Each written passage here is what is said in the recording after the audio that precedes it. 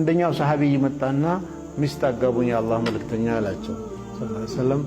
ምን አለ አሉት። ምንም የለኝም አለ። ዝም አሉት። ከዛ ቤት ውስጥ ምን አለ ብለው ሲጠይቁት የሆነች ምተኛበት ምንጣፍ ነገር አለች አለ። ሂድና አምጣት አሉ። አመጣ። መስጂድ ላይ ቆሙና ጨረታ ማን ነው የሚገዛኝ አለ። አንደኛው ሰሃቢ 1 ዲናር ገዛለሁ አለ። አልሸጥም አሉ። ሌላኛው 2 አለ። አልሸጥም አሉ። ሌላኛው 3 አለ። አልሸጥም አሉ። ከዚህ በላይ የሚከፍል ሲጠፋ 3 ላሉ ሰው የሸጡለትና ሚስት አጋቡኝ ያለውን ሰሃቢ ጠሩት። እዚህ ጫካ ታውቃለህ? ሂድ በዚህ ብር ገበያ ሂድና መጥረቢያ ግዛ። ከዛ ይሄን ጫካ ትሄዳለህ፣ እንጨት ትቆርጣለህ፣ ትሸጣለህ። ለ15 ቀን መስጊድ አካባቢ እንዳላያል። ተከኩጭ ብሎ ችግረኛ ሆኖ ሙእሚን ነኝ የሚባል ነገር የለም። ራስን ካልቻል በሰው ተደግፈ አጋቡኝ ብለህ የለመንክ ከዛ እንደ መላእክት ራስን ማየት ትክክል አይደለም። ዑመር ኢብኑ ኸጣብ ዘመንም የተከሰተው ይሄ ነው። ዑመር ኸሊፋ ሲሆን ጁማ ከተሰገደ በኋላ መስጊድ በር የሚቀመጡ ሰዎች አሉ። ቁጭ ብሎ ሱብሃንአላህ ሱብሃንአላህ ይላሉ። ዑመር አያችሁ ምንድናችሁ እናንተ? እኛ ዝክር እያደረግን ነው አለ።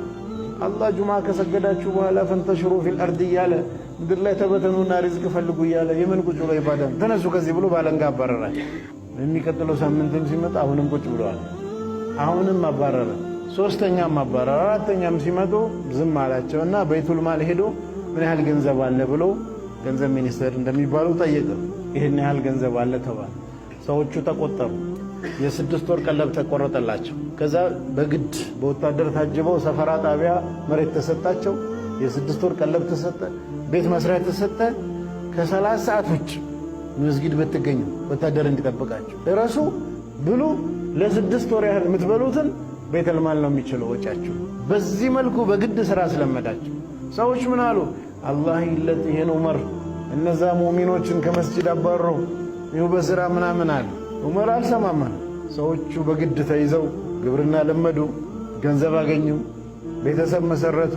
ከዛ እነሱ በተራቸው ልጅ አግኝተው ሚስት አግብተው ምናምን ሲሉ አላህ ይላቸው እነዛ 5-10 ሳንቲም እየጣሉልን ይሄን አይነት የኒማ ህይወት እንዳና ያረጉልን እነዛ ብር ሲሰጡን የነበራቸውን ሰዎች በተራቸው እንትን አደረጉ ማለት ነው። እንዲህ አደረጉን ብለው እና ሰው ላይ መደገፍ ወይ ጥገኛ መሆን አግባብ ነገር አይደለም።